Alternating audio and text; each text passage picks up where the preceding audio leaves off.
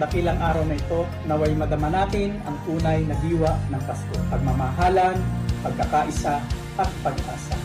Patuloy po ninyo ipinakita ang tibay, malasakit at pagkakapit-bisig bilang isang komunidad. Bilang inyong pong lingkod bayan, nawa po ay maging masaya, payapa at makabuluhan ang inyong pagdiriwang kasama ang mga taong pinakamamahal ninyo. Higit sa lahat, naway hatid ng Pasko ang bagong pag-asa at panibagong lakas para sa darating na taon. Mula po sa inyong Konsehal Capnel Ramirez, kasama po ang aking buong pamilya.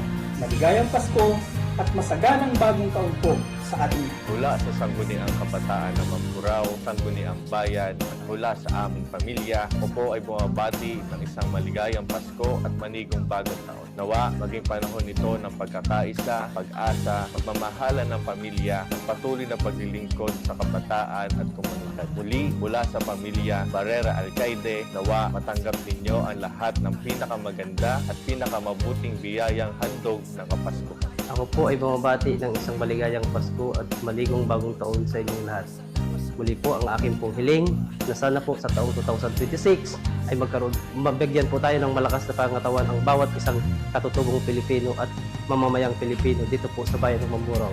Mapagpalang umaga po sa ating lahat. Maligayang Pasko.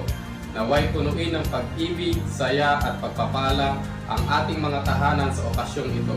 Huwag po sana nating kalimutan ang tunay na dahilan ng selebrasyon, ang kapanganakan ni Jesus. Muli, maligayang Pasko at manigong bagong taon.